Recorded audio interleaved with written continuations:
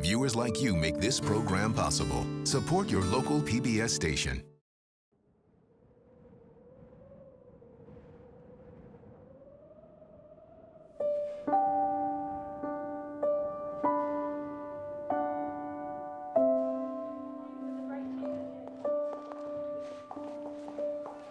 The sum total of medical knowledge is now so great and widespreading that it would be futile for any one man to assume that he has even a good working knowledge of any large part of the whole. The very necessities of the case are driving practitioners into cooperation. The best interest of the patient is the only interest to be considered.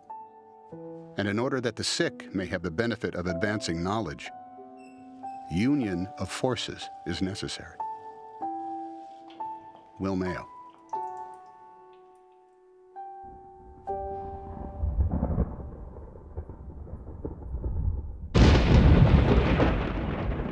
On the early evening of August 21st, 1883, Will and Charlie Mayo, the young sons of a local doctor in Rochester, Minnesota, were practicing eye surgery on a sheep's head at a slaughterhouse when the butchers urged them to go home immediately. A powerful storm was coming.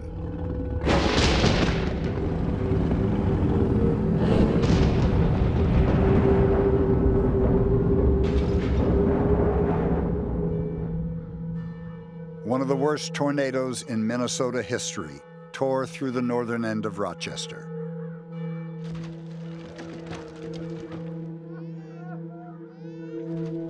Dr. William Worrell Mayo and his two sons treated scores of the wounded in homes, offices, hotels, even a dance hall. Amidst the chaos, the elder Dr. Mayo asked to see Mother Alfred of the nearby Sisters of St. Francis. It was summer, vacation time at the convent school she oversaw. The students' rooms were empty, he said. Could they use the beds for the injured? She agreed. Afterwards, Mother Alfred told Dr. Mayo that she had received a vision from God, instructing her to build a hospital in Rochester with Dr. Mayo as its director. It would become, she believed, world-renowned for its medical arts. Within a few years, Mother Alfred's vision, what people would call the miracle in the cornfield, came true. In one of the most unlikely of partnerships, and in one of the most unlikely of places, the Mayos and the Sisters of St. Francis would end up creating what many believe is the greatest medical center in the world. I think that there is a reason so many people come to Mayo Clinic and have been for so many years. It has such a long history and such a good reputation. Mayo was the right place to go, and my parents could see that too. When I first came, the history was powerful to me. We read the description of how it was built after the tornado. There was a sense of support in the history and in the beliefs that those nuns had had that carries on today, not even in a religious sense, but just you feel supported by that faith and hope.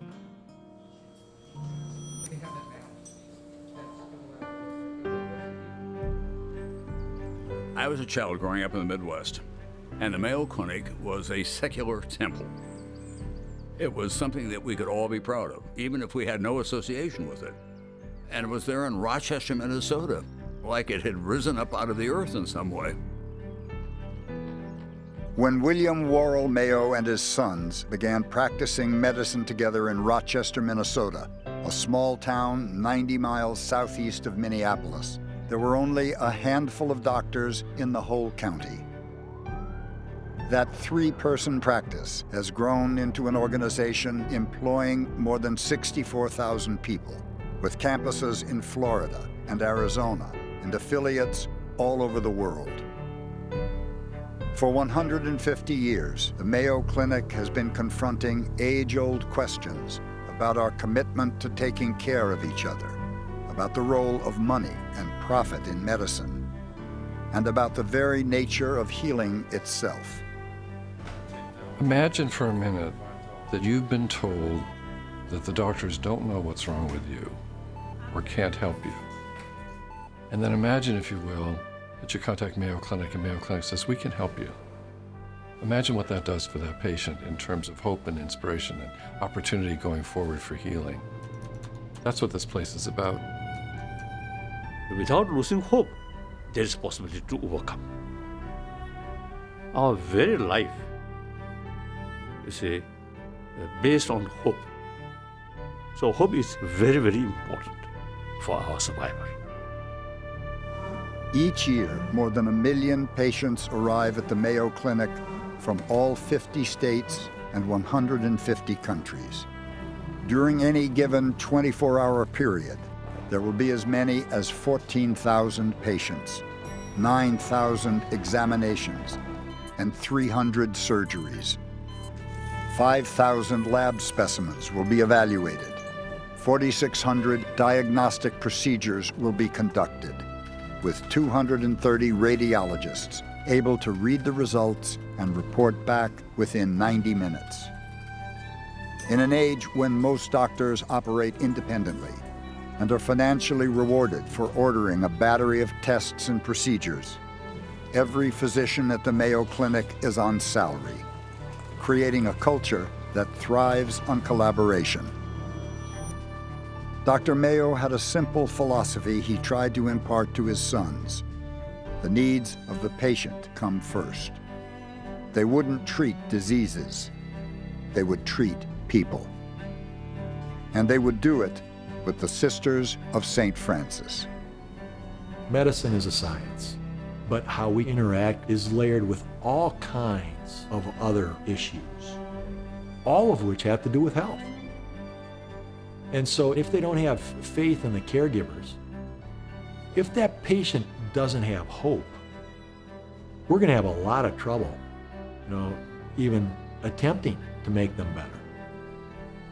Faith, hope, and science, those three things are absolutely critical.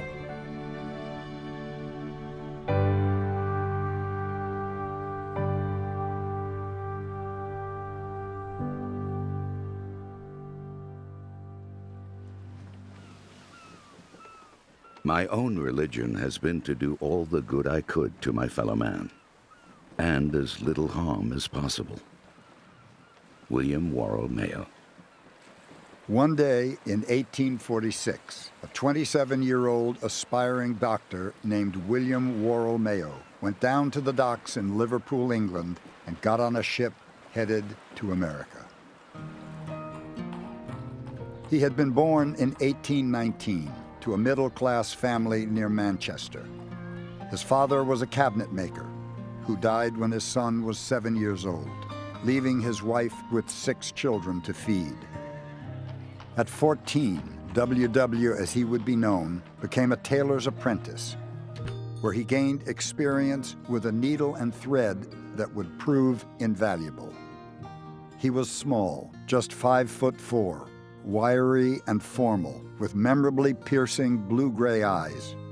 One of his grandsons would describe him as snap-tempered, strange, ferocious, striving, and restless.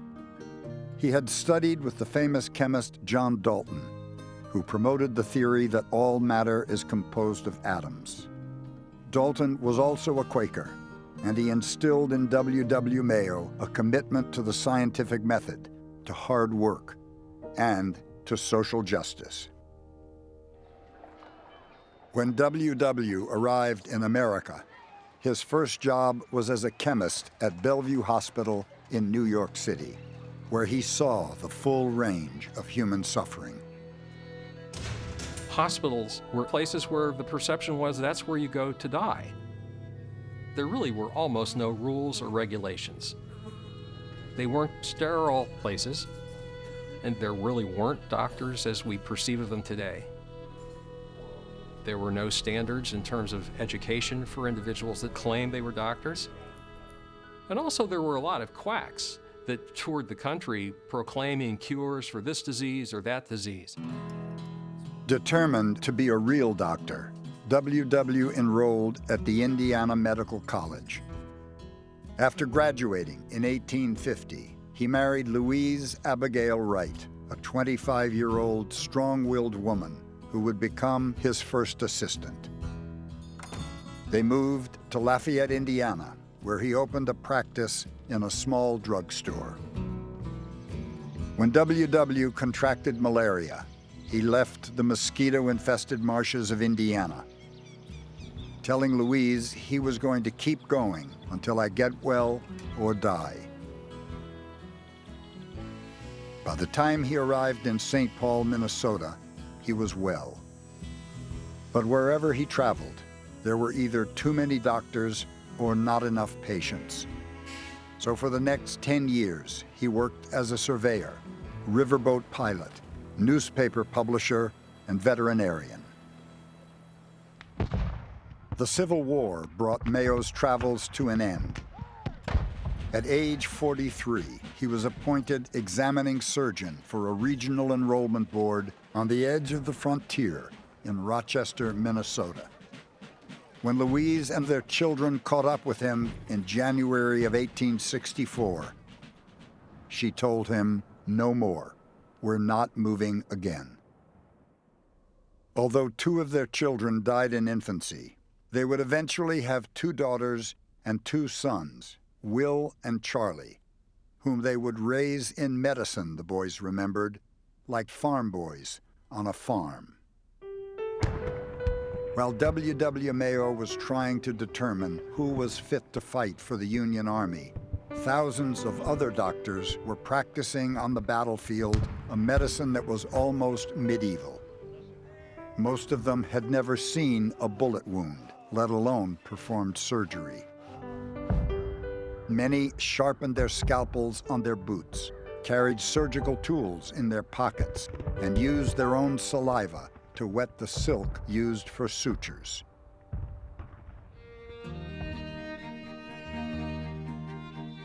After the war, Mayo began to build a practice in Rochester, and his reputation grew. He usually saw patients at his downtown office, but in an emergency, he thought nothing of taking off late at night in the middle of a snowstorm and driving his horse and buggy at breakneck speeds to get to a patient's log or sod home miles away. He'd quickly determine the best place to operate, then proceed to deliver a baby, set the bone of a farmer, or amputate a leg ravaged by gangrene. If the patient was poor, W.W. wouldn't charge him. He also immersed himself in the latest medical journals and began contributing his own articles as his expertise increased. Mayo made several return trips to Bellevue Hospital, where he attended lectures, observed operations and autopsies, and marveled at its ambulance corps, the first in New York City. But he was most impressed with an imported German microscope that cost $600, a fortune. When he returned to Rochester, he broached the subject of mortgaging their house to pay for the new instrument. Louise was loath to take on any more debt, but she thought about it and finally said, "William, if it's of use to the people, let's do it." Mayo Clinic has a 100-plus year history of investing in new technology. Proton beam sounds like this mystical term. Why can protons revolutionize radiation therapy? Because we avoid damaging normal healthy tissues. So who benefits? Number one, it's patients in whom we're trying to avoid critical areas. For example, young patients with brain tumors. This doctor comes in and he pulls a chair over to the bedside, sits down, and he says, "There's no easy way to say this, but your daughter has a mass in her brain." The neurosurgeons in Salt Lake City did an amazing job. But for me, I always knew that it wasn't just surgery. The proton beam radiation is what brought us out to the Mayo Clinic. I said that I would go to India if that's the best place my kid could be. The Mayo Clinic is my India. Things happen in life. People die. The Mayo Clinic can't save everybody. It's not magic. And blasting my child's head for 6 weeks while she's trying to develop, these cognitive and extremely important pathways in her brain. That's just ludicrous. But when we got to the Mayo and met with Dr. Chioli, he said, hey, you know what? I can't promise you anything, but we're gonna have a strategic plan on how to outmaneuver whatever adversary you're looking at. That was different. That was a big difference. The Mayo Clinic didn't happen out of thin air. And I know the Mayo Clinic has a reputation, but I didn't understand what that was. I'm not gonna know that until Abigail gets brain cancer.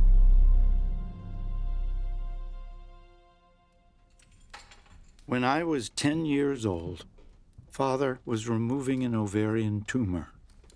He called me in, and I stood on a box and gave the chloroform, while Will, who was just 14 years old, helped with the operation. Charlie Mayo. From the time they were little boys, when WW went to visit patients in the country, Will and Charlie came along with their father in the buggy. This buggy became a traveling schoolroom for the boys. He encouraged the boys to observe, and then he would pose problems. Will and Charlie began their medical careers sweeping floors and washing windows in their father's office. Eventually, he would take them on house calls and let them help care for patients. At day's end, they would always sit together and discuss what they had seen. Louise also helped, assisting at surgeries, treating injuries, and counseling patients who showed up when her husband was away. Charlie would later say, "The biggest thing Will and I ever did was to pick the father and mother we had." Both boys would eventually go on to medical school. The older Will at the University of Michigan, and Charlie at Northwestern.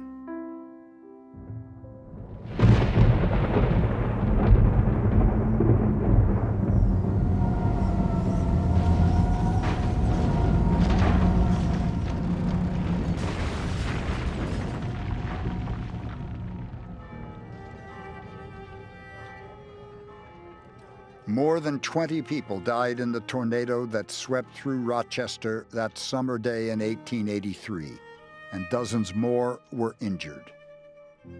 The Sisters of St. Francis had done what they could to help. But afterwards, Mother Alfred knew they could have done more.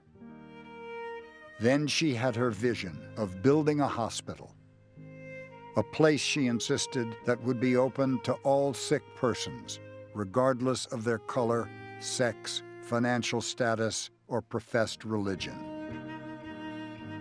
Mother Alfred was a 53-year-old nun who believed that the cause of suffering humanity knows no religion.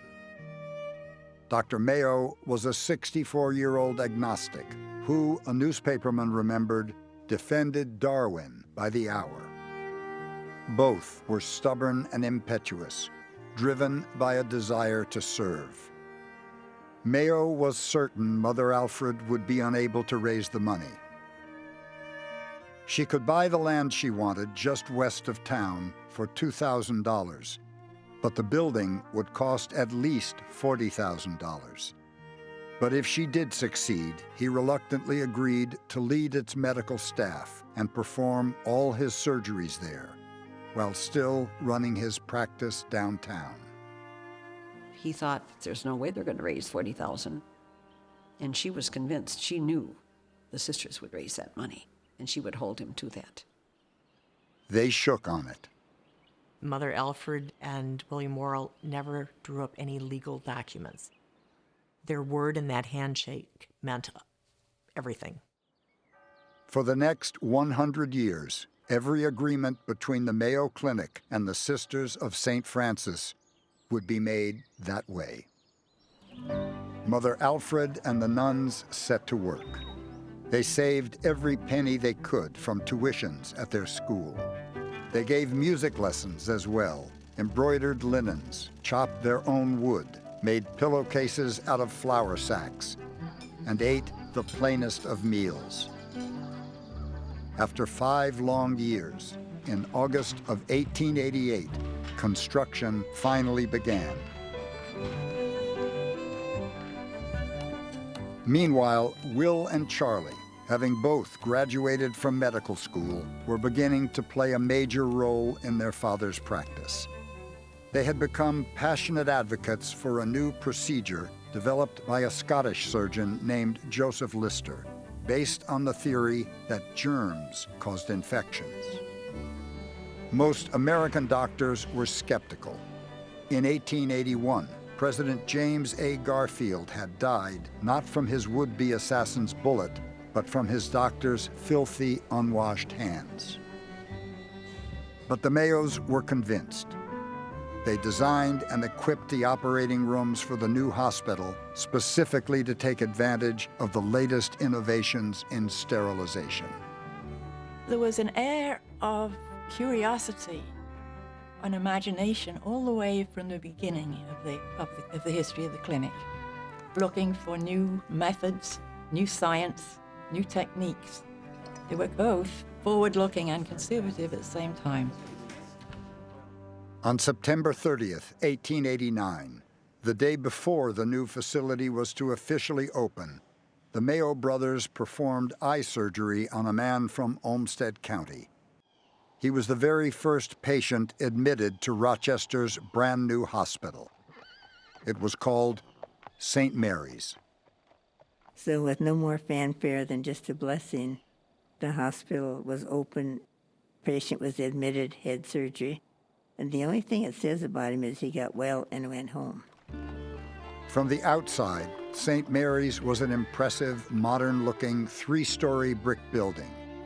But inside, the sisters who were responsible for taking care of the patients couldn't have asked for a harder test of their faith. They did the nursing, they did the laundry, they did the cooking, they did the cleaning, they did everything. Oh my, they got up at 2 and 3 and 4 in the morning. They worked through the day and through the night until the next night.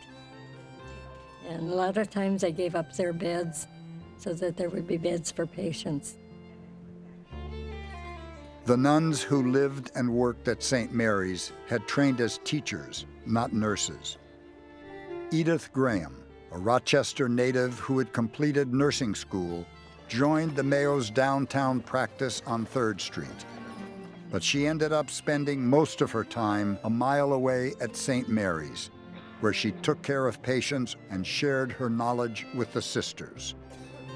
Of the first 400 surgeries performed by the Mayos at St. Mary's Hospital, only 2 patients died. I have no idea how the sisters took care of patients with so little, but they made a way. And that's one thing about being a nurse. You make a way out of no way. 2 months before I went to the Mayo Clinic, I started noticing that I had double vision. So I scheduled an appointment to see the ophthalmologist. As soon as they said something about melanoma, we just were in shock, because all you think about is the worst. Will I be able to stay pregnant? The same factors that are letting her baby grow are allowing the cancer cells to grow as well. I've seen these patients that are pregnant with melanomas, their cancer cells grow exuberantly. Dr. Polito basically sat down and told me that your life is at risk. You really need to think about terminating. That was very hard to hear.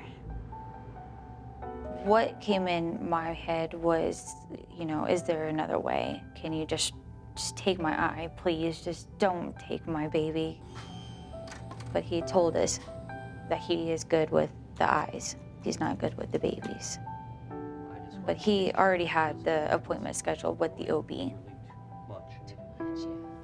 These are hard conversations to have. Whenever you have a mother with a high-risk medical condition, you need to have different providers with different areas of expertise. The impact of pregnancy on melanomas, I think a lot of the data is conflicting. At that point in time, the options were still available for her in spite of the pregnancy, but the risk of metastases is there. Melanoma is actually one of the most common cancers that can spread even to the fetus. We reviewed what she wanted to do, and she was very clear that she did not want to proceed with elective termination. For her, we used a plaque. It looks like a bottle cap, and you put radioactive seeds within it, and then you sew this on the eye, so the gold doesn't allow the radiation to come anywhere else but into the eye. Sometimes I deal with people that die.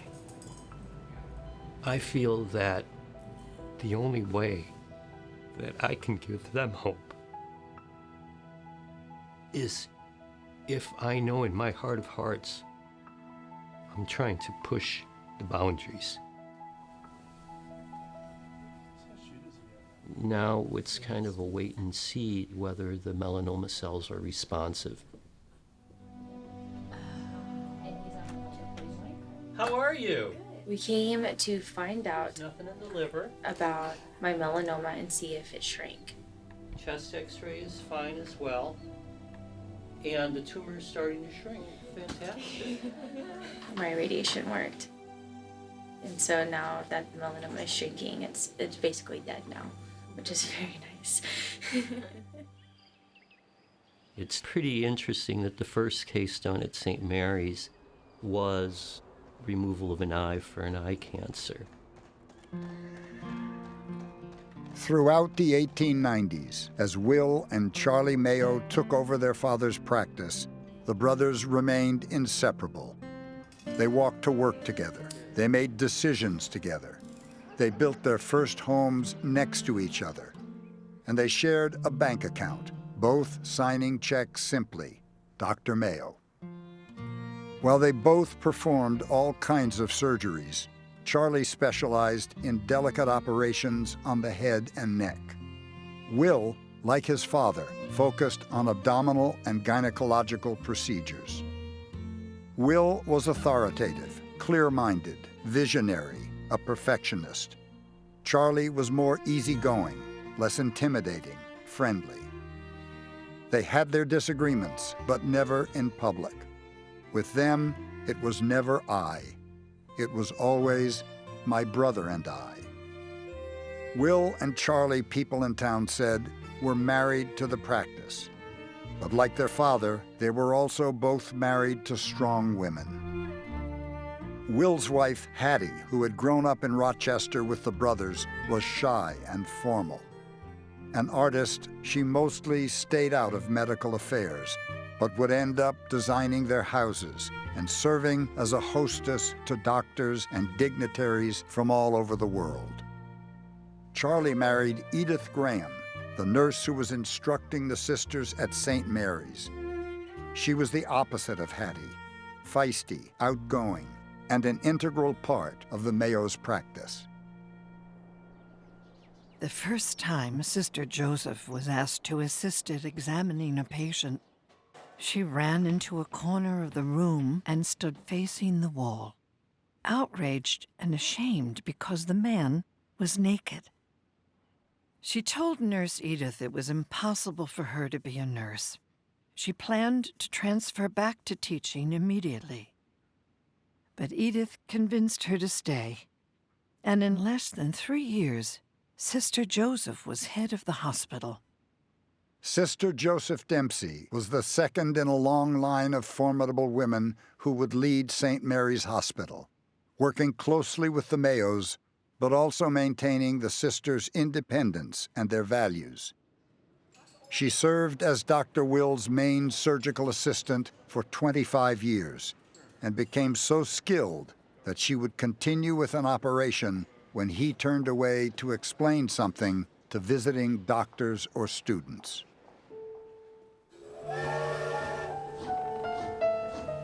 One cold morning, railroad workers in Waterville, Minnesota, removed a window from a passenger car on the Minneapolis-St. Louis line so they could slide a stretcher in across 2 seats. On it was 5-year-old Lucy Gray. She was in great pain and had been feverish for almost 2 weeks. Her parents were taking her to Rochester, Minnesota, where they'd heard about some country doctors who were having remarkable success. A few hours later, she woke up in a dimly lit room at St. Mary's Hospital, recovering from an emergency appendectomy performed by Dr. Charlie. Another hour, and it would have been too late. But an infection set in. There was another operation, and then another. She was not getting better. The sisters held late-night prayers in their chapel. The youngest nurse played with her day after day, making a chain of paper rings, each ring representing a day in the hospital, until they decorated the entire screen behind her bed. Lucy Gray lived to age 96. She always gave the Mayo brothers and the sisters' faith equal credit for saving her life. For someone who is, I would say, as non-religious as Will Mayo was, to refer to the spiritual as being so important for the care of the patients and the good of the clinic to survive, I think just spoke volumes about the Mayo's insights. If we pay too much attention to the material nature of what we do and ignore the spiritual, we will amount to nothing as a clinic.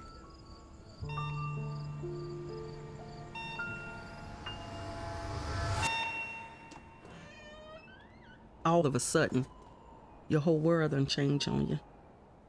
When I got up, I couldn't hardly walk. I was like shuffling my feet, losing my balance. And I was like, wow, there's something going on with me. But what? I have no idea. The neurologist doctor, he said, you have myositis, and there's no cure for it. And when you have a doctor to tell you that, it seems like all hope is gone. But I still don't feel like I have that right answer to what's going on with me. Somebody out there may have a different diagnosis for me. I know people come from around the world to get into the Mayo Clinic to get a second opinion. So I called in January, but I couldn't get an appointment because they wasn't accepting new patients at the time. So the young lady told me, call back in December. I didn't mention to her, but when I got off the phone, I said, wow, I hope I'd be alive, you know, because we talking about 11 months. During that time while I was waiting, I was going downhill. But I never gave up hope, never. And so when I got accepted in, that was my world. It is a second opinion on my life. I'm very excited. I'm looking forward to it.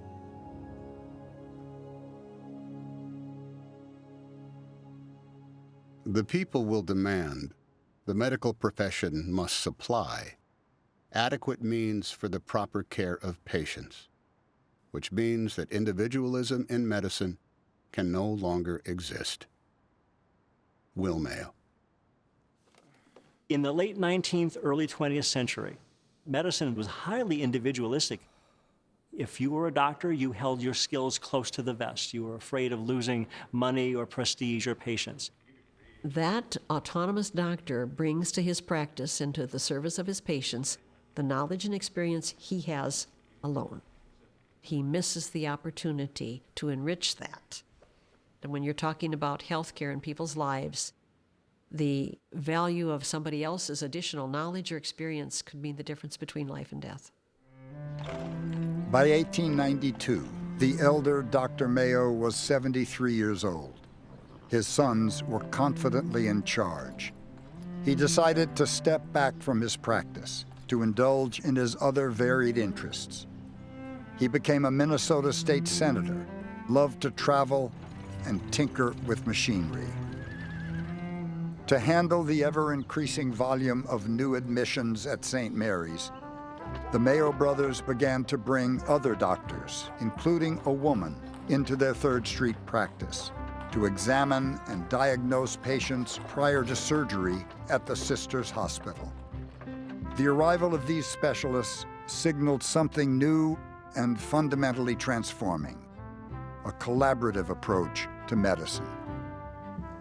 The concept of this multi-specialty, teamwork-based group practice for the good of a single patient was maybe the greatest contribution that the Mayo brothers brought to American medicine. When I'm stuck with a patient and I don't have the answer for a particular patient, I have no hesitation to share that patient with another of my colleagues. I had a patient with a very unique condition, and within 20 minutes, I was able to speak to the various subspecialties that I needed to contact. In private practice, it's really challenging to do that for a lot of different reasons. Many times, a patient would say, I had to see multiple specialists. I couldn't get to the specialist as fast as I needed to, and no one was able to put it all together to give me a diagnosis and a future plan of care. Behind me and behind every other physician at Mayo Clinic, we have 2,400 other physicians that can help you take care of a problem that a patient has. Several things stood out for me. It wasn't just one kind of A-personality doctor looking after me. It was a team always. There was always a team. They were at my bedside. Teamwork is collective wisdom. Nobody can know everything. And I think that's the beauty of the group practice that the Mayo brothers recognized early on. As the 20th century dawned, there was as yet no formal medical center in Rochester, Minnesota. There was simply a small but unique group practice, now on the 2nd floor of the Masonic Building, led by 2 surgeons and several associates, affiliated with a hospital a mile down the road, run by a small community of nuns. Their hospital in the little prairie city of not more than 5,000 inhabitants has become a mecca for surgeons. There is no other hospital on this side of the Atlantic in which so many important operations are performed daily. After watching the Mayos operate, a well-known Chicago physician reported to his colleagues that the brothers were far more advanced than most surgeons. Patients had already been spreading the word about the Mayo brothers for years. Now, more doctors began to travel to Rochester to observe, learn, and even be treated themselves. Eventually, Charlie had to design a custom platform alongside the operating table, with slanting mirrors above it to accommodate the ever-increasing number of surgeons who just wanted to see them work. Both men were entirely frank about their role, constantly telling visitors where they had picked up this good thing or that. Dr. Will would say, "I used to do this differently, but Moynihan showed me his method when he was here and it was better. So I use it now." And Dr. Charlie, "The first time I tried this operation, I got stuck at this point. But Dr. George Monk of Boston was here, and he told me what to do." On most nights, visiting doctors gathered at the Surgeons Club, where they discussed what they had seen that day. Increasingly, they began to refer to the place where they had witnessed the brothers' extraordinary work as the Mayo's Clinic at St. Mary's. Each year, one brother would take an extended educational vacation to study different surgical techniques, while the other remained at the practice. Dr. Charlie and his wife Edith even attended surgeries during their honeymoon. And by the 1920s, Dr. Will had witnessed procedures by surgeons in every town in America and Canada with a population of more than 100,000, and had crossed the Atlantic 30 times. The Mayo brothers really developed their own continuing medical education program. If they heard about a new procedure, they would go and see that physician, watch him do the new surgery, learn the ins and outs of it, and then come back and apply it to Mayo. They took what others did, they applied it to a very large number of patients and really kind of perfected it. And that part still goes on. I was diagnosed with Epstein's anomaly when I was born. It's a disease of the heart. In my case, half the blood is sent in the wrong direction, and that causes the heart to not function as efficiently. I've had the same cardiologist almost my whole life. The only reason we decided not to stay in North Carolina for this surgery was because of Dr. Durrani's experience with Epstein's anomaly. I'm Dr. Durrani. Hi. Nice to meet you. My surgeon has only done 15 Epstein's anomaly surgeries. It probably would be appropriate for you. But Dr. Durrani somehow has managed to do 800. So the sheer numbers were just unbelievable. We are destination medical center treatment, which means that there are many patients that will travel for answers. With Anna, it was a surgeon who referred her to me. One of my colleagues, a very, very good surgeon. With Anna's case, she's an elite athlete, and the heart is getting progressively enlarged. The analogy Dr. Durrani gave me was with a spring. Everything contracts, but that area sort of pooches out. If you stretch a spring, which is what happens with athletics, it'll bounce back. But if you stretch a spring way too far, it gets stuck. And that's what we don't want to happen. I'm a little nervous, although I don't think I'm as nervous as my parents are. It would have been convenient to stay at home and to not have flights and to be living out of a hotel room for weeks. And I know the recovery will be long, but knowing that if my heart enlarges anymore, I will not be able to do any of the athletics I do, maybe not even able to walk up the stairs anymore. You feel great confidence in everyone here, but you know they've stopped your daughter's heart, lowered her body temperature, doing this intricate procedure. You feel like you shouldn't be thinking about things like how many sugars are in your coffee.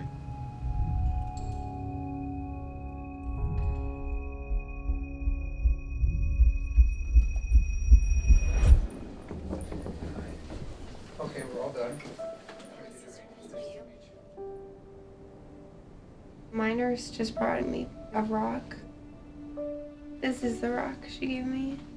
It's shaped like a heart. She said she brought it here to bring me peace. Once my chest plate heals, 6 to 8 weeks down the road, I hope to get back into rowing and join the team and not be too far behind. I think my heart is in a good place.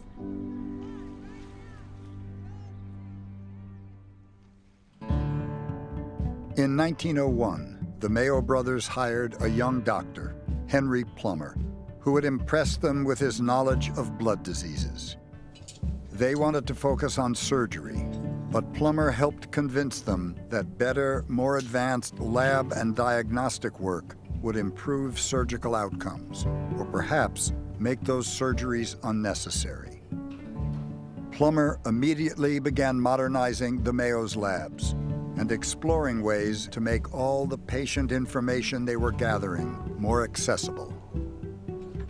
The highly scientific development of this mechanistic age had led perhaps to some loss in appreciation of the individuality of the patient and to trusting largely to the laboratories and outside agencies which tended to make the patient not the hub of the wheel, but a spoke. One of the things that the Mayos did very successfully around the early 1900s was that the patient became the center and the doctors orbited around the patient. They refocused the circle of care. William Worrell Mayo had kept long narratives about patients on the back of ledger pages. Later, his sons and the doctors who joined the practice kept their own separate individual case notes. Each physician would record the patient's information, but then when the patient came back, they might not have seen the same physician. And so they didn't know what the other physician had told the patient. And so that was very difficult to know how to treat or move forward with treatment. Henry Plummer was determined to standardize their records. The genius of Plummer's invention was to say, the heart does not live in the cardiologist's office, the lung doesn't live in the pulmonologist's office, the spine doesn't live in the orthopedist's office. They're part of the same person. So really, to reflect that wholeness, you needed to have a medical record that was attached not to the doctor's offices, but to the patient individually, and not just in one single moment of time, but through all time. Plummer's invention eventually spread throughout the whole nation and eventually spread through the world.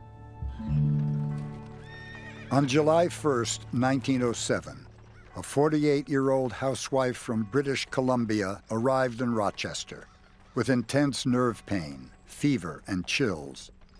The diagnosis was a gallbladder infection.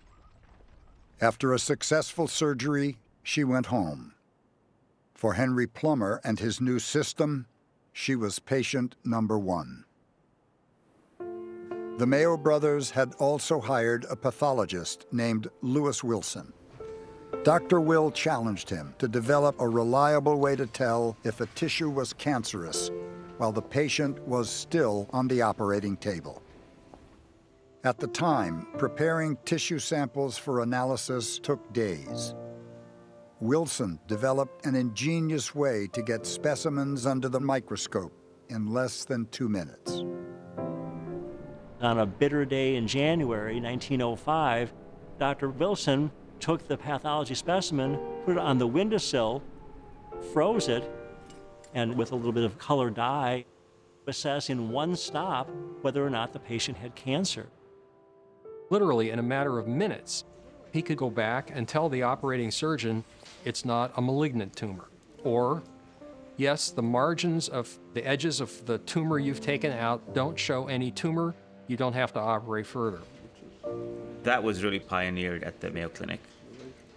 I mean, as an oncologist, as a cancer doctor, I can tell you that that is so crucial to a patient. Dr. Wilson now insisted that his lab be situated next to the operating room, a practice that continues to this day. Just a few feet from where we are right now, there's a massive pathology lab with multiple technicians in there, freezing, cutting, staining slides, 2 pathologists reading it. There's nothing like that anywhere in the world. From the patient's standpoint, it means that they come in, they can undergo one operation to have their tumor removed, and they can move past that day and start moving on with their lives. The speed with which we get people answers. I know by the time I talk to the family after the operation what we've done and if the margins are clear. It's a great burden lifted off of them to hear that immediately. Most institutions don't have the support of their pathology department. So a woman goes to the operating room to remove their 1 or 2 centimeter cancer, and then that pathology report may come back a week or 2 weeks after surgery. Well, the margin is positive, so we need to consider a second operation. Sometimes you have to do a third operation. Compared with the rest of the country, the likelihood of a repeat operation is reduced by 4-fold. I don't know why it hasn't spread more widely.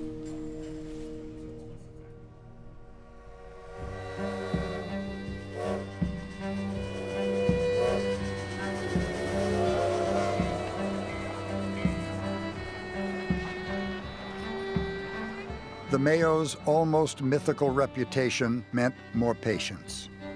More patients meant more diagnoses. More diagnoses meant more surgeries. More surgeries meant more nurses. And all of it meant more hospital rooms. There had already been 3 additions to St. Mary's. What had begun in 1889 as a small community hospital with only a dozen iron cots ready for patients was now one of the largest and most advanced surgical centers in the United States, where more than 3,000 operations were being performed each year. A really stunning statistic that was published in 1905, there were more operations performed at St. Mary's Hospital than there were performed at Johns Hopkins. And that's when Rochester had a population of 7,000 and Baltimore had a population of 500,000. Patients kept coming, now from all over the world. I've sent people there. You can always be assured, to a man and a woman, they would come back like pilgrims who had been to the holy ground and say, I've never been in a place like that before. And that's why you have these metaphors of Lourdes, of Mecca, people making their way across vast distances. And that's how the public perceived it. This was where you would go for that case that couldn't be helped elsewhere. When you've been given the diagnosis of pancreatic cancer, in the back of your mind, you know it's a death sentence. It's like being hit by a freight train and all your senses are gone. You can't hear anything over the noise of the train. You can't feel anything. Things start racing through your mind. You know, you're 49 years old and you have 4 kids at home, and then you start looking. You start looking for answers. You know, internet, other physicians. There's a lot of pessimism in the medical community regarding pancreatic cancer.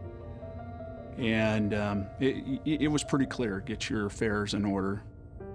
You have 2 options, do nothing and die, or take a chance on living. The choice is easy. You just need a physician, a surgeon, that's willing to have that same mindset. Mr. Schenk came to me with a very advanced pancreas cancer. His tumor was essentially involving all the critical major blood vessels in his abdomen. By any standard definition, he would never be a surgical candidate. The normal protocol for pancreatic cancer is to do the surgery first and then treat with chemotherapy. The protocols here at Mayo are reversed from that, and they're having much better results. I do tend to take the patients that are denied care elsewhere, being deemed non-surgical. We're delivering specific therapies that are currently available in the right dose, knowing when to stop, when to move on to the next therapy. And in the end, he ended up with an operation that's never been done before, with an outstanding result. It was met with a lot of skepticism. That's the one thing that's always surprised me, at least in medicine and even cancer in general. When you want to bring a new viewpoint, there's a lot of pushback from people that have been doing it a certain way for many decades. Currently, I am in remission. They can find no cancer in my body at this time. I think Dr. Trudy got it. I've got another 25, 30 years in front of me for sure. Here at Mayo, you are a person when no one else believed, when no one else was giving me options. Mark wouldn't give up. If nothing else, even if your time's limited, you can walk away from Mayo with hope.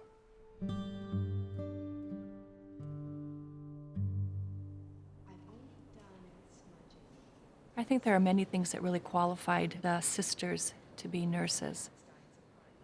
I think it was their empathetic approach to patient care. It's the humility that they brought to their work and how they worked with each other. It was their Franciscan values, which we really carry into the work that we do today. Nursing would definitely be the front line of medicine. We are with the patients 24/7. We are monitoring them 24/7. And we're going to be the first to try and make things better. I know that the sisters started it, and I think there's a sense of pride with that. There'd be many nights when I would be leaving work at 8, 9 o'clock at night, and Sister Generose would be rolling up her sleeves. I remember Sister Vera walking the halls when she was 101 or 102, something like that. Let's face it, we can't compete with the sisters. But if we could do that little fraction of what they've been able to do, yeah, wow, that would be an honor. I would like to think that tradition can carry on. On November 19, 1906, St. Mary's Hospital Training School for Nurses opened its doors. The curriculum combined lectures on anatomy, physiology, and bacteriology, along with classes in practical nursing and hygiene. Students were required to attend at least 8 autopsies. One of the things that was taught to me by Sister Cashel, who is one of the nuns here, who I sat down with, she said when she went through the nursing school, everyone was taught to look at every patient like Jesus Christ. Evidence of the sisters' faith and the Mayo's generosity was everywhere. When Dr. Will learned that a farmer had mortgaged his farm to pay for his surgery, he not only returned the check, he sent some extra money to help the family out until the man recovered. In small towns, the populace really had very little money, often almost no money. As the Mayo practice grew and more well-to-do patients traveled to Rochester, they would see how much an individual actually was capable of paying and charge accordingly. The individual, if they were well-to-do, should be able to recognize that. On the other hand, poorer patients who didn't have the means, it wouldn't be that they would refuse to serve them.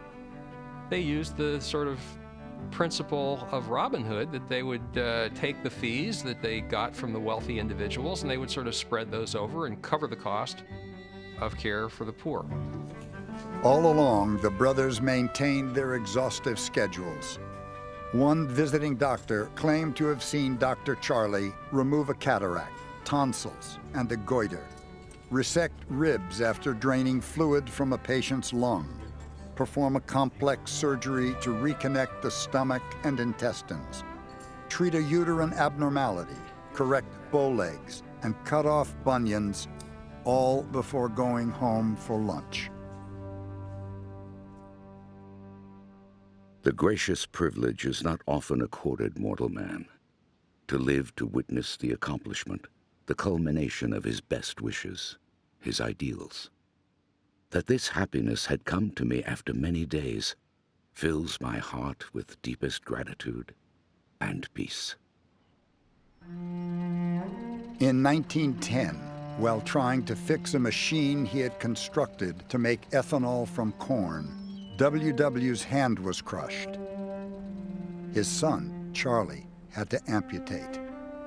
There were complications. Infection set in. His sons couldn't save him. Dr. William Worrell Mayo, the doctor whose unorthodox collaboration with the Sisters of St. Francis had transformed the practice of medicine, died on March 6, 1911. He was 91 years old.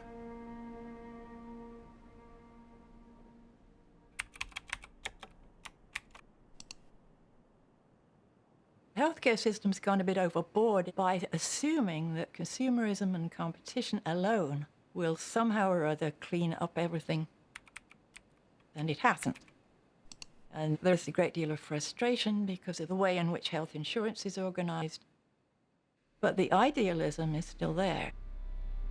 And I hope the age of consumerism in healthcare will be followed by an age of idealism where organizations feel that they have an obligation to do the very best, no matter what the cost. Healthcare is a customer service-based experience. And I hate using the word customer service because it makes it sound like I'm at Applebee's, you know, about to tip the waitress. We had a lot of different experiences with different healthcare across the nation. What blew me away about the Mayo experience was that it showed me what was lacking in other places. In Abby's case, we want to treat the cavity where the tumor has been resected. X-ray therapy, which is what 99.5% of centers in this country use, goes in through the patient, out the patient, and exits on the other side. Proton therapy is a charged particle. It'll go a set distance in tissue, then it stops on a dime. And literally all the energy gets released right at that point. And that's how we kill the cancer. We should be able to completely spare that area of the brain that's the most important part of learning in a child, so we reduce the long-term complications. We recognize there's a huge controversy over price. Proton therapy is a $360 million investment by Mayo Clinic. Cost, it's an important topic, especially in today's health economics environment where our healthcare costs are spiraling. But if protons could be built and operated for the same exact cost as X-ray therapy, we wouldn't even be having this discussion today. So at Mayo Clinic, we decided we're gonna charge exactly the same for proton therapy as we do for X-ray therapy. We are gonna eat this cost. We go home from treatment and she is a normal 18-month-old. We are coming to an end, and I couldn't have asked for anything better for her. I've never experienced healthcare in a team like Abigail has. Just watching her go through this, there's hope for her future.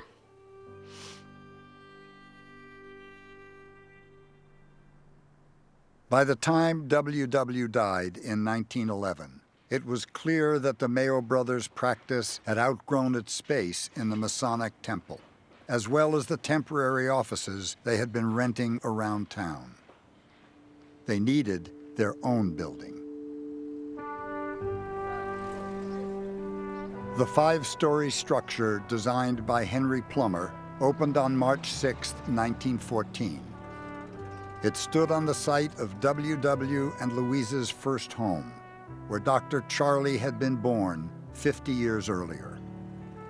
Etched in stone over the front entrance were the two words that people had been using for years: Mayo Clinic.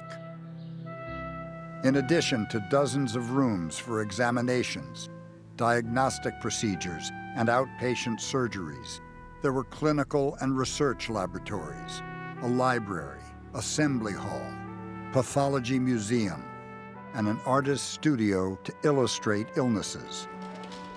The medical records department alone took up 15 rooms. My brother and I had paid for our homes. Our clinic was on its feet. Patients kept coming. Our theories seemed to be working out. Money began to pile up. To us, it seemed to be more money than any two men had any right to have. That money seemed somehow like holy money to us. It had to go back into the service of the humanity that had paid it to us. Will Mayo. The brothers grew up in the Gilded Age. Vast fortunes were being made, but they had grown up seeing their father waive or reduce his charges. They were inspired by the Franciscan sisters. Dr. Will and Charlie believed if you have certain skills, abilities, resources, you hold them in trust to give back to other people. And they applied that through the profession of medicine. My interest and my brother's interest is to train men for the service of humanity. What can I do with one pair of hands? But if I can train 50 or 500 pairs of hands, I have implanted ideals and scientific spirit in many who in endless chains will carry on the same endeavor. In February 1915, the Mayo brothers endowed the Mayo Foundation for Medical Education and Research with the University of Minnesota. Their goal was to set a higher standard for training medical specialists. It ultimately made Mayo one of the largest centers of graduate medical education in the world. Education is core to Mayo's being. Will and Charlie, they invested heavily in it. It's the premise on which the future of Mayo will lie, because we're trying to embody that level of teamwork in all that we do for every young person that decides to get an education here. When they see the future and see something that they can build that's greater than what they've inherited. The great contribution we can make is to prepare the oncoming generations to think that they can and will think for themselves. Charlie Mayo.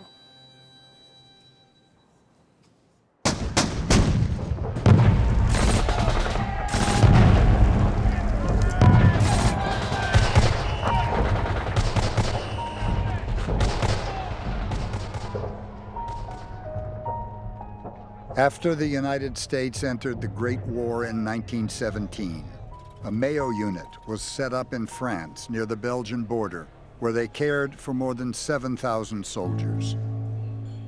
Those left behind in Rochester struggled under the increased workload. Things got worse when the Spanish influenza broke out in the fall of 1918. It ultimately killed millions more than had died in the World War. Dr. Charlie himself developed a serious case of pneumonia, and Dr. Will had jaundice so severe that he suspected it was liver cancer. Both survived, but the experiences made them even more aware of the need to prepare for a time when they could no longer lead their clinic. On October 8, 1919, having set aside enough to support their families, Dr. Will, Dr. Charlie, and their wives transferred a significant portion of their personal savings, along with all Mayo Clinic assets and future earnings, to a trust called the Mayo Properties Association. They further stipulated that from then on, all proceeds beyond operating expenses would go to education, research, and patient care. They wanted to make sure that they turned over all the assets to the greater good. If it remained privately owned, money would become part of the dynamics and take away from what the mission was. The family had to let go of the authority it had over the practice. That meant all generations would also forfeit that. And if they would have a place in the institution, it would be earned. From then on, the clinic would be run by a board of governors, comprised almost entirely of Mayo doctors. We have in this way, Dr. Will said, established a medical democracy. The Mayos also insisted that they, their partners, and all future Mayo physicians would be on salary and would not profit personally from the proceeds of the practice. Will and Charlie's idea about putting the faculty members on salaries was brilliant in many ways. In private practice, it's a fee-for-service situation. So if you see more patients, you make more money. That leads some physicians to see more patients in a day, and that leads to them being able to spend less time with the patient. The Mayo physicians, they were going to get paid the same whether they ordered the test or not, whether they referred the patient for surgery or not. We choose to be here because we value this teamwork and this environment over our own compensation. This place tends to select people who want to have that type of teamwork. Doctors that are at the very top of their profession. They could be anywhere, and yet they've decided to stay with Mayo. There are people there who could be making 10 times the amount of money that they're making at Mayo, but they're devoted to their profession and their science of medicine and healing people. There will never be a decision made about patient care that benefits the physician. It's always about the patient. That helps us keep pure our decisions going forward. That the collective whole is better than the sum from any individual. At Mayo Clinic, you are never alone in your efforts to find an answer to that patient's problem. By 1920, only a quarter of the medical staff at the Mayo Clinic were surgeons. The rest were physicians and scientists who not only examined and diagnosed patients, but also now researched the underlying causes of disease in order to improve surgical outcomes and develop non-surgical treatments. It was the rapidly growing field of internal medicine, and the Mayo Clinic was at the forefront. Henry Plummer and Walter Boothby's discovery in 1923 of how to treat enlarged thyroid glands with iodine before surgery greatly reduced mortality rates. Dr. Albert Broders had made a major contribution to cancer diagnosis by developing a technique for grading tumors based on how likely the mutated cells were to spread. In 1922, Dr. Russell Wilder and 4 colleagues conducted one of the earliest clinical trials of insulin. Within a year, more than 20,000 diabetic patients in the United States were being successfully treated. In many institutions, there are researchers and there are clinicians, and they can both be excellent, but there are very few institutions where they both come together. To be both a physician and scientist. If we can identify disease at its purest form, we'll be able to, in a very minimally invasive way, dramatically change the life course of an individual. Balada has been doing some innovative work in cardiac regeneration in regards to heart failure, and that is what we've also used as our bridge to work in my field, which is in orthopedics. We take cells from an individual and also try to regenerate bone. I've enjoyed some research on evaluating the role of surgery, in particular surgery of the lymph nodes in terms of patients with breast cancer. I think Mayo Clinic has been dedicated to research since the founders themselves were. The Mayo brothers wrote about the possible role of germs in cancer, and that's come to be true. Will and Charlie, setting up the concept of investigation as part of your practice created a culture at Mayo right from its origins. If we have a careful consideration of the patient's welfare in mind, and if we show scientifically the evidence for our discovery, then it's an irrefutable finding. That's when true innovation occurs in medicine.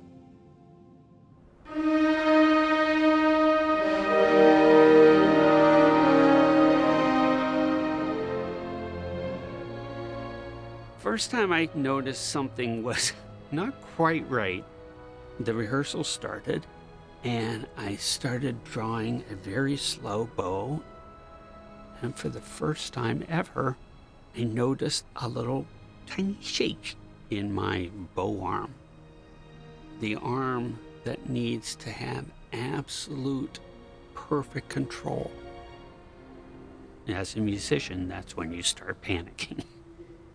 I must have gone to about 15 different doctors, and no one could really come up with an answer. I considered the possibility this was the end of my career. He started to play his violin, and it was clear that he couldn't play, and he said, "Can you help me with this?" Dr. Lee, he said to me, "I've been working on a technique that involves drilling a hole in your head." I had one reaction: no one is ever drilling a hole in my head. But after 3 months of the tremor getting worse and worse, someone drilling a hole in my head maybe wasn't such a bad idea. Deep brain stimulation, it's a technique where we can target anywhere in the brain with an electrode and stimulate that area of the brain. And what we find, amazingly, is that our patients with tremor, we can actually make those symptoms go away. I was fully awake, and you have to be, because they needed me to play violin during the surgery.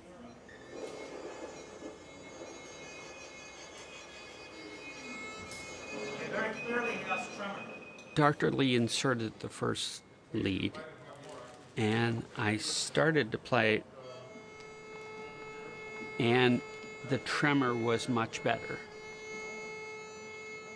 but only much better. It wasn't good enough to play professionally. Actually, you still have a little bit of tremor left, but you're right, it is better. Right. The question is whether we should insert that second lead. Yeah, I think okay. They inserted the second lead, and I drew a bow, and it was perfectly steady.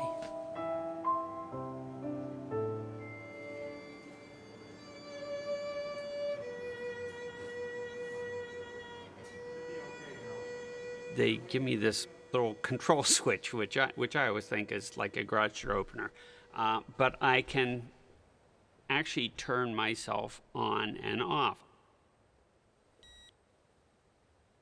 It says I'm off now, and it's that simple.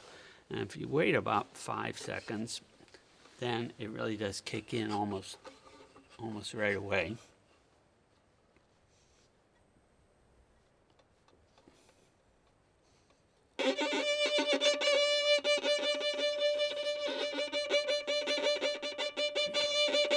And as hard as I try, that's as smooth as I get, and you can see the bow just shaking, just me holding it. So now I'm back on again, and I wait about 5 seconds.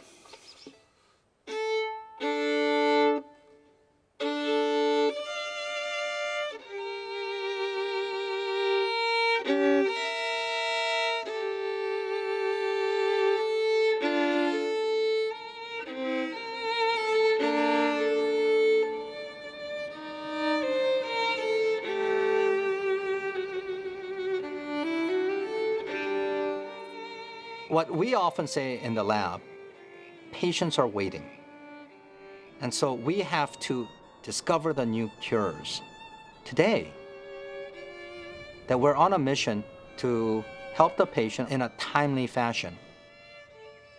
This is not a theoretical academic exercise that we're trying to do. We want the cure because we see the patient suffering today. Sometimes I feel big city looks like big mission. Their daily life without much sort of human feeling. I prefer people in rural area, farmers, you see, more closer relation with nature. Farm area, rural area, more sense of community. Now last 9-10 years, annually I come, my medical checkup here. And many doctors I consider my old friend.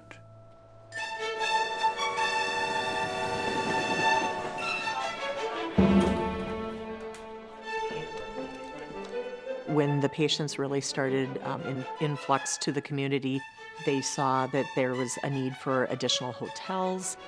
for restaurants to dine in, and the community really embraced Mayo Clinic.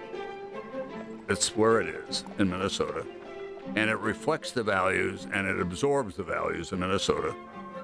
This Midwestern ethic drove the people around the clinic and the hospital to take care of the people, give of themselves, sometimes at great personal sacrifice, to make it an excellent place. It's the person who opens the door. It's the person who meets them in the hallways. It's the person who says, "You look lost. Can I help you find your way?" It's the desk attendant, it's the secretary, it's the custodian. It's pervasive. By the mid-20s, more than 60,000 patients were arriving at the Mayo Clinic every year. In response, St. Mary's built an impressive new surgical pavilion. At the same time, local businessman John Kaler constructed several innovative hotel hospitals that could accommodate the massive influx of patients and their families. Eventually, Kaler's healthcare facilities would evolve into a new nonprofit hospital called Rochester Methodist. The Mayo Clinic was overwhelmed too. Henry Plummer agreed to oversee yet another expansion project. Completed in 1928, the $3 million 17-story Plummer building was the tallest in the state. Constructed of limestone and brick, it featured marble from France, Germany, and Italy, hand-carved ornamental designs, 2 solid bronze doors, and an 18-ton, 23-bell carillon. Plummer devised an ingenious series of lifts to automatically deliver medical records to designated floors before patients arrived for their appointments. He also developed an array of signal lights outside the exam rooms so nurses could track the status of every appointment. There was even a system of pneumatic tubes to send medical records and specimens between the Mayo Clinic and St. Mary's Hospital, a mile away. The Mayo Clinic is an engineering wonder. If you go to the Mayo, you all of a sudden find this highly integrated and engineered system, like a well-oiled machine. And it comes from Plummer's vision and the Mayo's vision. It comes from the idea that all these pieces, which were spread out, are part of the same clockwork.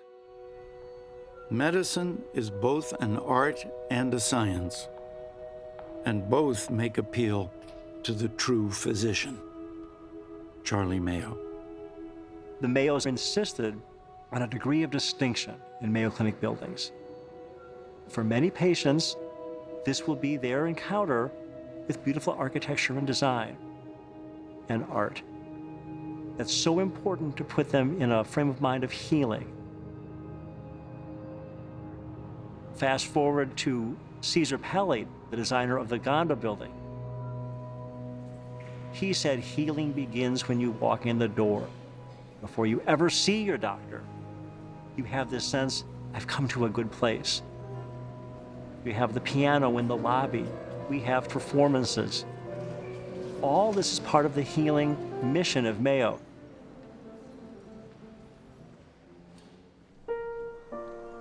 But for all its innovation and success, the Mayo Clinic is not a perfect place. Access is problematic. Diseases are relentless, their cures elusive. Mistakes are made. Patients are misdiagnosed. Treatments fail. People die. Every physician has a personal private cemetery in the back of their minds. It's a graveyard of all their previous patients that they failed. And it's a place that we all go to reflect upon our shortcomings, and we try to decide how do we improve upon this. Sometimes the body is unexplainable. And those times really eat at me. We have to guard against the illusion of greatness. We have to earn our greatness every day. I have personal stories of failure I have institutional stories of failure. We have to speak about those openly. Occasionally, Mayo's emphasis on putting the patient first has led to decisions in direct conflict with its original values. Although the clinic welcomed patients of all races and regularly invited minority doctors as distinguished guests, they, as at most hospitals across the country, were not allowed to treat white patients who might not be comfortable with a black doctor. There wouldn't be an African American physician on staff until 1979.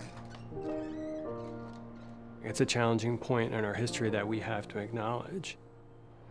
That was the decision that was made because that was the culture of our time. The decisions that we make, yes, are ultimately about the patients, but if you're not serving the staff the same way, then you ultimately don't serve those patients. We just have to learn from things that we've done in the past and get to a new point for our future.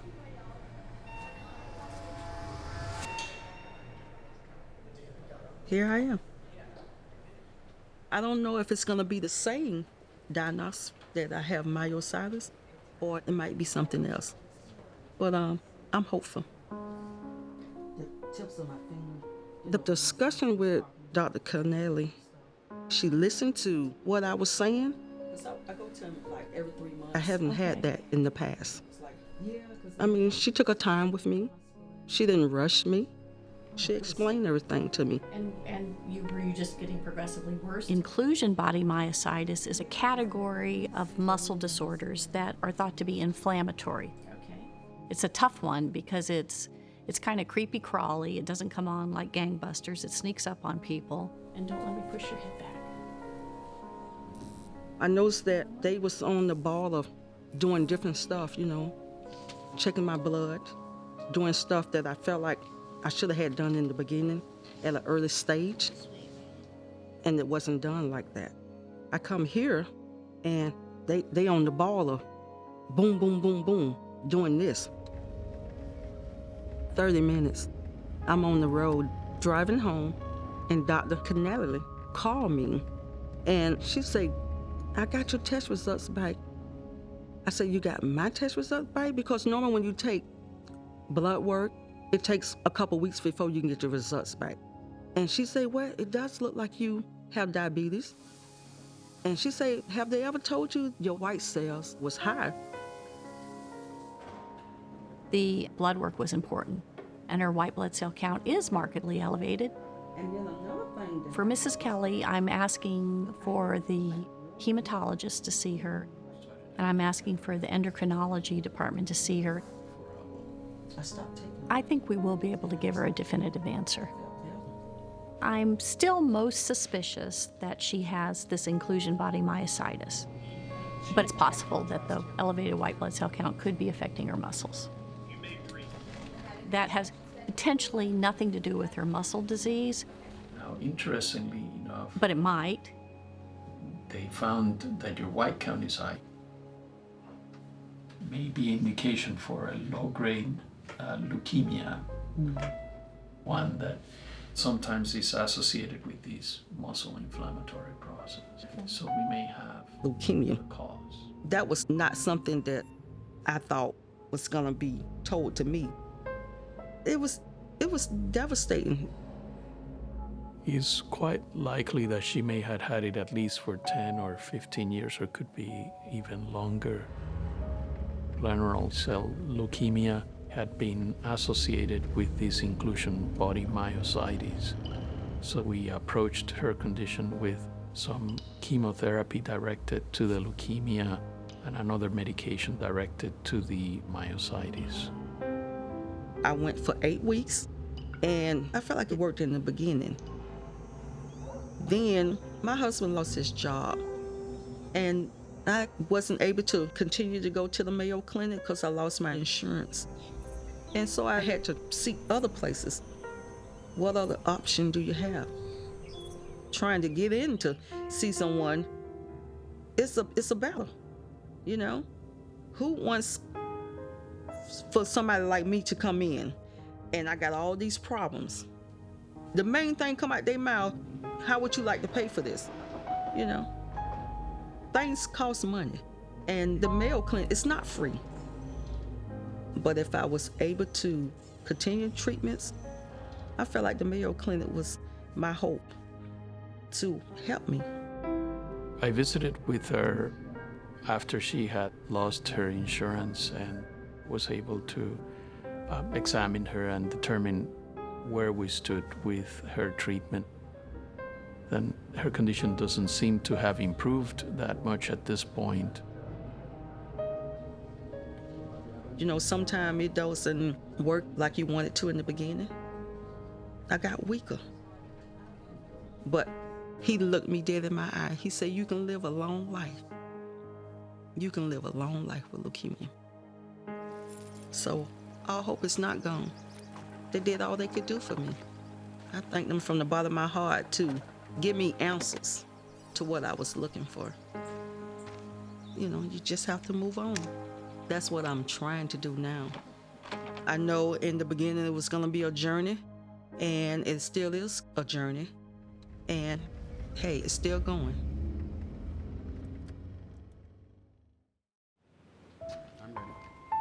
One day in 1928, Dr. Will arrived at his office and told his secretary that he'd just performed his last operation. He had developed a slight tremor in his hands. When she protested, he explained, "I want to stop while I'm still good." Meanwhile, Dr. Charlie's son, who was known as Dr. Chuck, had received his medical degree and was looking forward to working with his father, just as young Charlie and Will had worked side by side with their father. I had been dreaming for years of being his first assistant, amazing and impressing him with my skill. I thought, I suppose, that it would draw us together. But fate gave me only that one morning to prove myself. On Dr. Chuck's very first day as surgical assistant, his father suffered a dizzy spell. It turned out to be the first of a series of minor strokes. Dr. Charlie's surgical days were over too. I think the Mayos thought about the future all the time.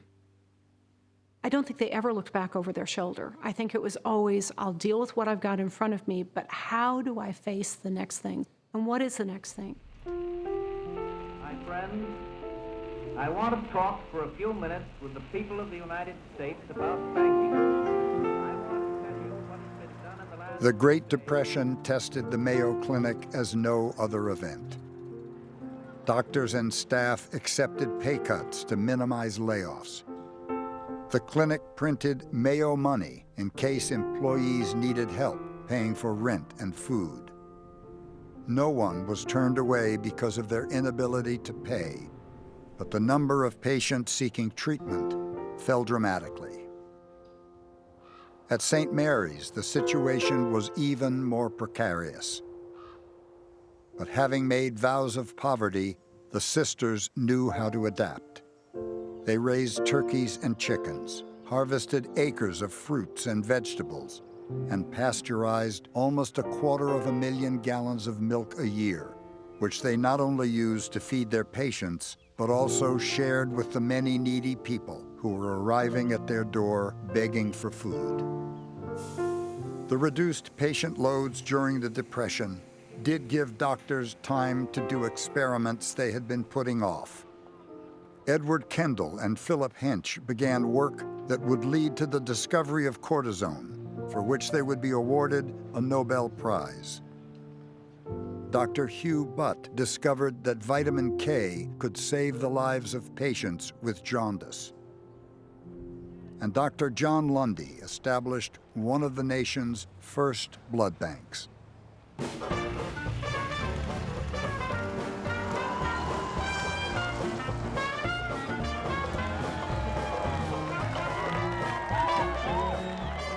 On Wednesday, August 8, 1934, with temperatures in the 90s, 75,000 people, 3 times the city's population, gathered along Broadway to see President Franklin Roosevelt ride with Dr. Will and Dr. Charlie from the train station through town. FDR had come to present the Mayos with an award from the American Legion in honor of their service to the country, which included providing free care to World War I veterans. During his visit, Roosevelt laid a wreath at the grave of W.W. Mayo and stopped at St. Mary's, where Sister Joseph Dempsey came alongside his car and clasped the president's hands. The town had been preparing for weeks. A portable stage with a hidden ramp had been built so the president could reach the platform without the crowd seeing the metal braces on his legs, crippled by polio. His 10-minute tribute to the Mayo brothers was broadcast on radio throughout the country.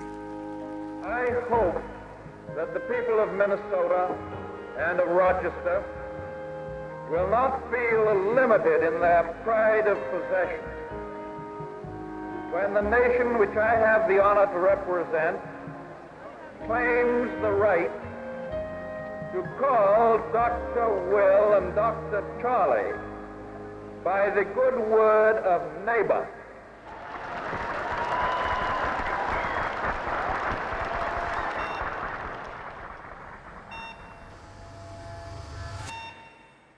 Dear Dr. Markovic, I think it's clear that I'm reaching the end of my road.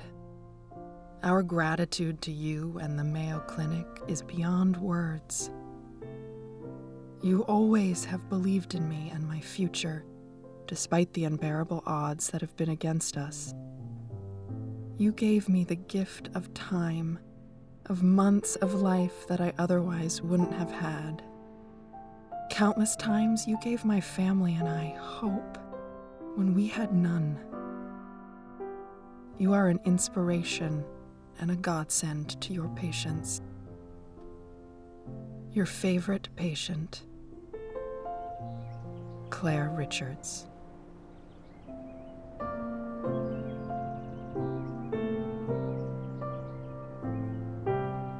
I can't tell you how important the care and concern and the affection that the people at Mayo treated me with had such a beneficial effect on my health. I realized that all of this time of ours comes to an end. They've been very straight with me, and they've told me the odds, and they've told me exactly what they're doing. And that's so important. It's so important because then you can plan what time you have left.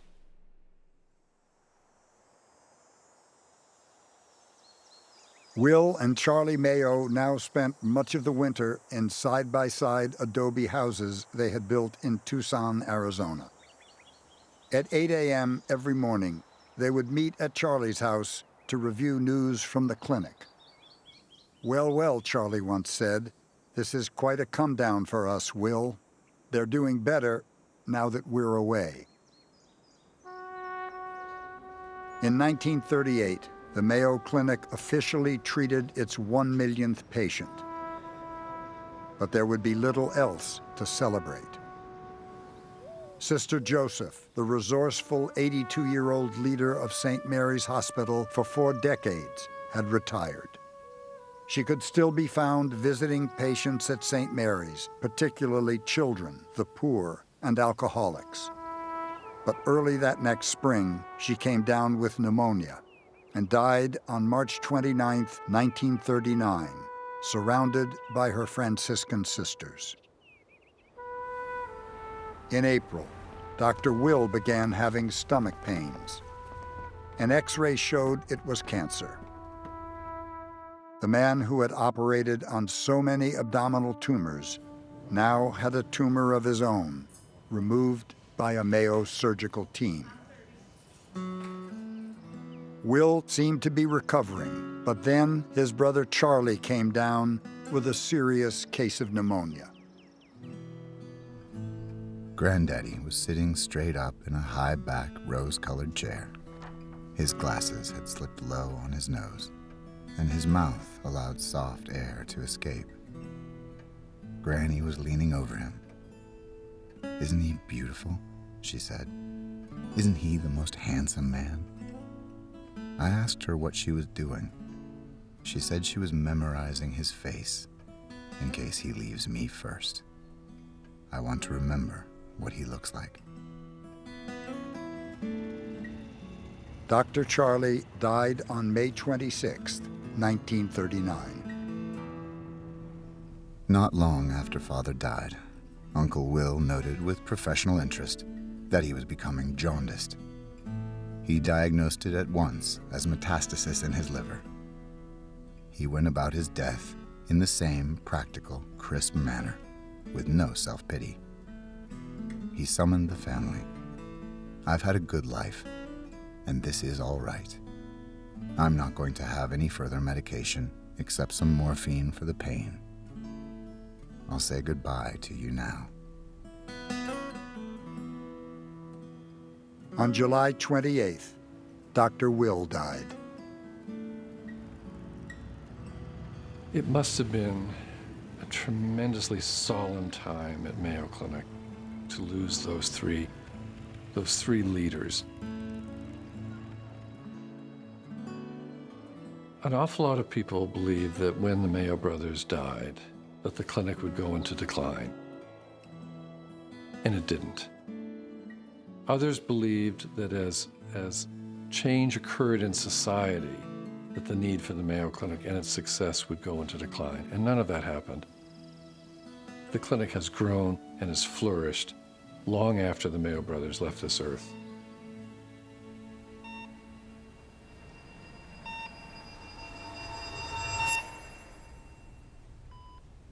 Over 2 years, I have seen 40 different doctors, and I have been admitted 120 times at my local hospital, and no diagnosis. My liver was failing, and then it went to my kidneys and to my lungs, and then it went to my heart. I have been revived 7 times. I always felt like I was passed on from one doctor to another. They did not know what was wrong. They kept me alive, but they never gave me any kind of hope. They said I would not make it past 35. You might see a lung doctor and you have to go see a kidney doctor somewhere else. But for Shannon, she's thinking it should be one thing that's linking these things together. And I'm not sure anyone's really got that yet. I think most physicians are well-meaning, honestly, and they want to try to work within these systems. But it's difficult when everything is so fragmented. This is the healthcare system in the U.S. that we're running into as patients. Dr. Niewald was the start of my hope. I had many, many tests, and the consultation between me and him lasted about 2 hours. I just told him what was wrong and all my symptoms. He sent me back to the waiting room. And 20 minutes later, exactly 20 minutes, he called me back and gave me a diagnosis. Lupus. Between 4 and 5 years and no diagnosis. And 20 minutes with Dr. Niewald. It was like a total miracle. The pace of medical knowledge isn't going to slow down. And I think it does take more of a distributed mindset to be able to handle all of that and apply it to patient care.